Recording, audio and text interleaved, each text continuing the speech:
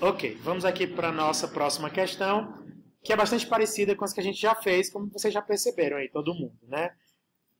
Vai ter um limite inferior, vai ter um limite superior. Já cheira a uma repetição que tem um início e um fim, né? Uma quantidade de repetições fixas, vamos dizer assim. E o que vai mudar em relação às questões anteriores é, essa daqui, por exemplo, a cada volta eu tinha que imprimir não todos os números, mas os múltiplos. A cada volta eu tinha que imprimir não todos os números, mas os pares. E na primeira questão, todos os números mesmo. Então vocês estão vendo que elas estão evoluindo. O que tem de diferente aqui é o seguinte. Escreva o número se ele for primo. Aí a gente vai ter que escrever uma função que consiga receber o número e devolver true ou false, dizendo se ele é ou não primo. Tá bom? Vamos escrever, portanto, o nosso código aqui. Escrever primos. .py. Vou começar do zero, apesar de ser uma questão semelhante às questões anteriores, né? Então, def programa. Tá certo. A gente vai receber os limites, né? Limite inferior é inteiro, né? E o limite superior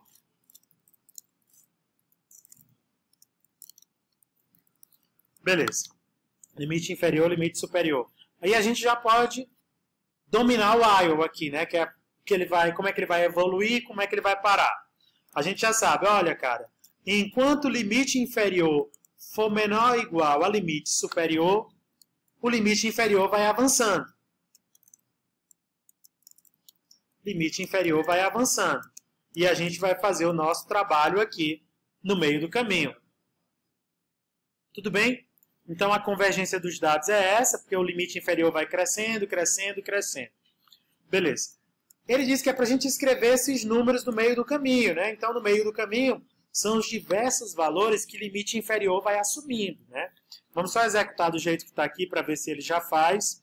Então os caras botaram de 2 até 12. Ele está escrevendo aqui exatamente de 2 até 12 todos os números. Só que a gente só vai escrever o número se ele for primo. Muito bem. Então, como é que eu descubro se o número é primo? É um processo mais complexo que não dá para fazer numa linha, né? Então, eu vou precisar criar uma função booleana que me retorne true ou false. Vejam só. Se eu vou criar uma função chamada assim, é primo. Eu mando esse número para lá, esse limite inferior. Se essa função me retornar true, eu escrevo o número. Como o processo de verificar se o número é primo é mais longo, não dá para eu fazer ele aqui, ou pelo menos ia ficar muito enrolado. Então eu crio uma função, né? Não é para isso que as funções servem, né? Para fazer trabalho especializado, você melhorar a manutenção e a leitura. Então se eu executar do jeito que está aqui, vai dar um erro, né? Vou até executar. Se o limite for 2 e 12, ele vai dar um erro. Olha, cara, é primo ainda não existe. Você precisa criar esta função. E vou copiar aqui a chamada dela, né? Vejam só, aqui na linha 9 está fora de programa. Então é uma outra função completamente isolada. Tá bom? Então ela recebe um argumento que é um número, né? Não precisa ter o mesmo nome aqui desse argumento. O parâmetro pode ter o nome que desejar. O que importa é a quantidade e a ordem, quando você for chamando. Como é que eu sei que um número é primo? A quantidade de divisores que ele tem. Que ele tem que ter apenas 2, que é ele mesmo e o número 1. Então a gente pode fazer um while que vai de 1 até o número, é o próprio número que eu estou verificando se ele é primo, e eu vou, a cada volta, eu conto se aquele número atual é divisor desse número que chegou. Se for, eu aumento a quantidade de divisores, eu vou aumentando. É esperado que um número primo só tenha 2 divisores.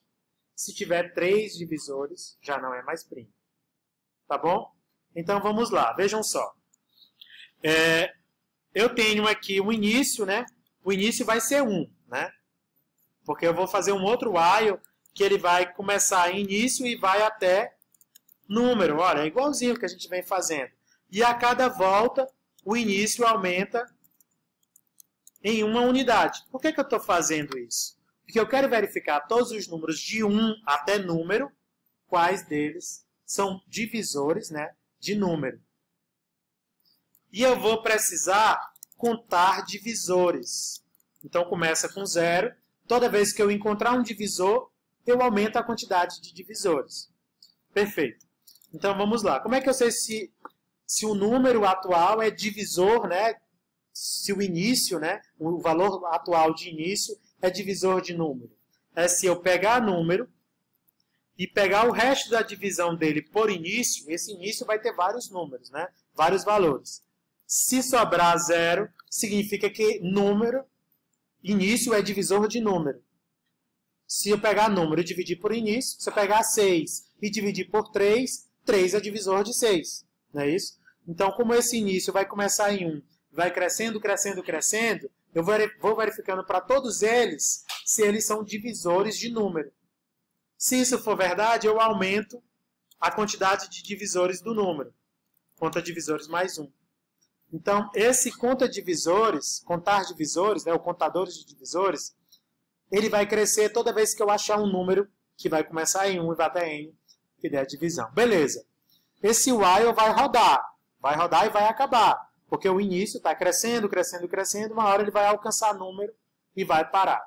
Agora eu preciso retornar ou true ou false, porque quem está chamando essa função aqui, ó, é primo, ele mandou um número para mim e está me aguardando. Ei, cara, o 17 é primo, o 71 é primo, e ele está esperando para eu retornar sim ou não. Tá bom? Como é que eu sei se o número é primo baseado na quantidade de divisores? Então, agora, fora do while, veja só. Eu estou dentro do while, fora do while.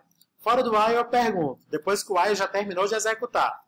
Ei, contar divisores é maior que 2? Se for maior que 2, esse número é primo ou ele não é primo? Não é primo. Então, eu retorno falso.